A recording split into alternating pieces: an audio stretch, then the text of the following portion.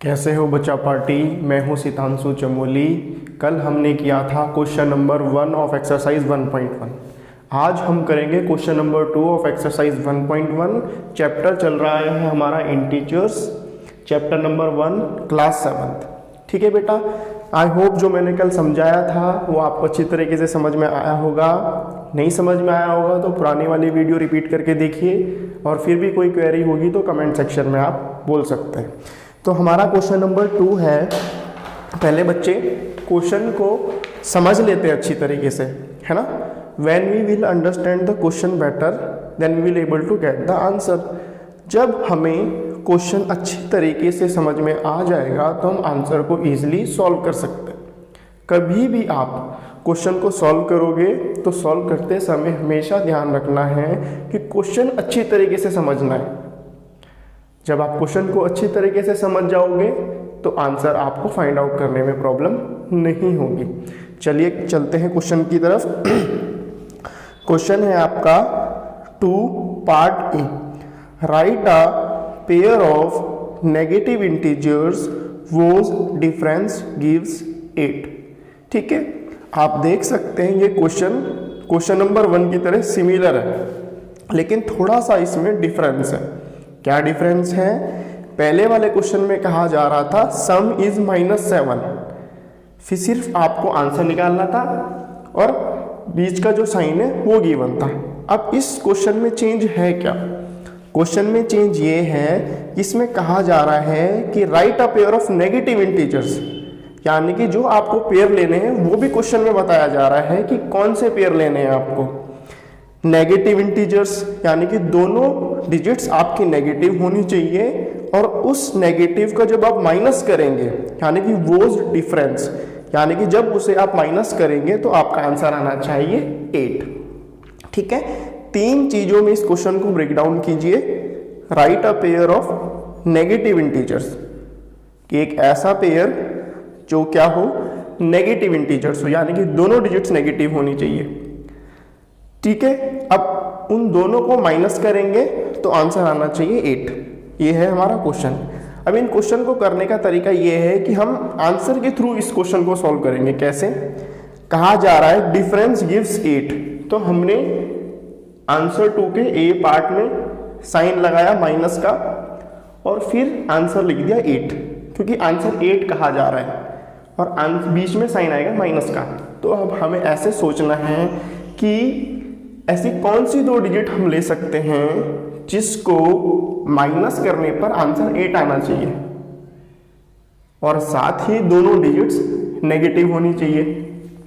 ठीक है, तो हम क्या करेंगे, कभी हम यहाँ पे रखेंगे डिजिट, कभी हम यहाँ पे रखेंगे फर्स्ट डिजिट, ताकि हमारा आंसर इजीली आए। तो मैंने क्या करा, माइनस का 12 रखा और माइनस का 4 रखा। क्यों? क्योंकि जब हम माइनस के 12 को माइनस से मल्टीप्लाई करेंगे तो आंसर आएगा 12। ठीक है, और फिर हमारा माइनस का 4 है, तो इन दोनों को जब सब्ट्रैक्ट किया जाएगा तो आंसर आएगा 8। ठीक, मैंने 12 यहाँ रखा, 4 यहाँ रखा, दोनों ही नेगेटिव वैल्यू होनी चाहिए। हमारे क्वेश्चन में कहा जा रहा है तो हम दोनों ही नेगेटिव वैल्यू रख रहे हैं, माइनस का 12 and then minus and minus 4। तो minus multiply by minus plus 12 minus 4, तो हमारा आंसर आ गया 8। तो कौन सी वो 2 डिजिट्स होंगी जिसमें आंसर आपका क्या आना चाहिए, 8, माइनस का 4 और माइनस का 12। इस तरीके से सॉल्व भी आप करेंगे तो आपके मार्क्स बिल्कुल नहीं कटेंगे। ठीक है, अब चलते हैं पार्ट बी पे। पार्ट बी पे क्या कहा जा रहा है कि right a negative integer and a positive integer whose sum is -7। ठीक है, समझिए क्वेश्चन को, मैं ध्यान से बोल रहा हूं। राइट अ नेगेटिव इंटीजर, कि हमें एक नेगेटिव इंटीजर लेना है, एंड अ पॉजिटिव इंटीजर, और एक पॉजिटिव इंटीजर लेना है। whose sum is -7, और उन दोनों को हम ऐड करेंगे तो हमारा आंसर आना चाहिए -7। एक नेगेटिव इंटीजर लेना है, एक पॉजिटिव इंटीजर लेना है, और उन दोनों को ऐड करने पे आना चाहिए -5। तो सबसे पहले हम आंसर लिखेंगे। आंसर क्या आना चाहिए? -5। और दोनों को क्या करना है, ऐड करना है। अब ये पॉसिबिलिटी हो नहीं सकती कि अगर कोई दो वैल्यू में ऐड करेंगे तो आंसर माइनस में कैसे आएगा। तो पॉसिबिलिटी बनाने के लिए हमें एक लेनी पड़ेगी नेगेटिव वैल्यू, और नेगेटिव वैल्यू आपकी बड़ी होनी चाहिए, तभी वो सब्ट्रैक्ट होगी पॉजिटिव वैल्यू से और माइनस का 5 आएगा। तो मैंने लिया यहाँ पे माइनस का 10, ठीक है, और पॉजिटिव का 5, जैसे कि क्वेश्चन में कहा जा रहा है कि माइनस का 10 एंड पॉजिटिव का 5। अब इससे होगा क्या, नेगेटिव वैल्यू नेगेटिव रहेगी, दोनों को ऐड करना है, तो 5 यहाँ पे प्लस का रहेगा क्योंकि ये भी पॉजिटिव है और ये भी पॉजिटिव है।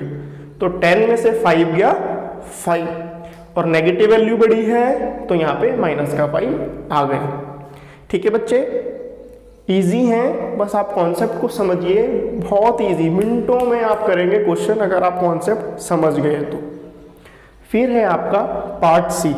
पार्ट सी का क्वेश्चन पढ़ लेते हैं कि क्या कहा जा रहा है। Right a negative integer and a positive integer.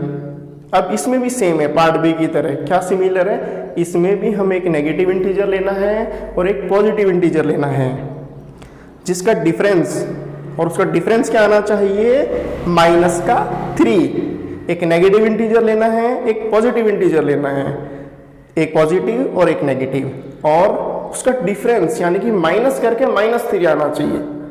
तो आंसर लिख दिया -3, दोनों डिजिट्स को माइनस करना है तो माइनस लगा दिया मैंने बीच में। ये स्टेप कभी मत स्किप करना, पहले आंसर लिखना और जो साइन बीच में है वो लगाना। अब कैसी दो डिजिट आप लोगे, जैसे कि आपका आंसर -3 आए, इस केस में आप पहली वैल्यू लोगे नेगेटिव छोटी, ठीक है, जैसे कि 2, और दूसरी वाली लोगे पॉजिटिव। क्यों, क्योंकि आप देखेंगे कि माइनस का 2 यही रहेगा और ये पॉजिटिव वैल्यू है, तो minus multiply plus will be minus. अब दोनों ही वैल्यू नेगेटिव है तो हमारा आंसर माइनस में आ गया, तो हमारा -3। इनके लिए बच्चे एडिटिव, मल्टीप्लिकेटिव, सब्ट्रैक्टिव प्रॉपर्टीज आपको याद होनी चाहिए, तभी आपको ये अच्छी तरीके से हो पाएगा। अगर आपको एडिटिव और सब्ट्रैक्टिव, मल्टीप्लिकेटिव प्रॉपर्टी याद नहीं है तो गूगल कीजिए, उसमें आपका लिखा आ जाएगा, आपके चैप्टर 1 के आगे लिखा हुआ होगा, तो उसे अच्छी तरीके से देख लीजिएगा। ठीक है, तो हमारा सी पार्ट ये है कि बीच में माइनस का साइन एंड देन आंसर क्या, माइनस का 3। तो एक ली मैंने नेगेटिव वैल्यू, एक ली मैंने पॉजिटिव वैल्यू, तो -2 में से यहां लिखा minus multiply plus -1, answer will be -3। इस तरह का हमारा आंसर आ गया। रिवाइंड कर लेते हैं। पार्ट ए में हमें दोनों नेगेटिव वैल्यू लेनी थी और आंसर आना चाहिए था पॉजिटिव का 8, तो हमने लिया -4 और -12। इन दोनों को जब सॉल्व करेंगे तो आंसर आएगा -8। दूसरे में लेना था हमने आंसर 2 के बी में एक नेगेटिव और एक पॉजिटिव, तो नेगेटिव वैल्यू इसमें बड़ी होनी चाहिए, तो माइनस का 10 लिया हमने और प्लस का 5 लिया। इन दोनों को सॉल्व करा तो आंसर माइनस का आया। सी में एक नेगेटिव और एक पॉजिटिव लेनी थी और दोनों को सब्ट्रैक्ट करना था, तो हमें इस तरीके से कॉम्बिनेशन बिठाने हैं, तो माइनस का 2 लिया हमने और पॉजिटिव का 1 लिया। इन दोनों को जब सॉल्व किया तो आंसर आया माइनस का 3। क्लियर है बच्चे? अगर समझ में नहीं आया तो दोबारा से रिवाइंड करके वीडियो देखो, आराम से कॉन्सेप्ट को समझो, क्वेश्चन को समझो, बहुत ही ईजी है, मिनटों में आप समझ जाएंगे। ठीक है बेटा, समझ लीजिए। क्वेश्चन 3 हम करेंगे नेक्स्ट वीडियो में।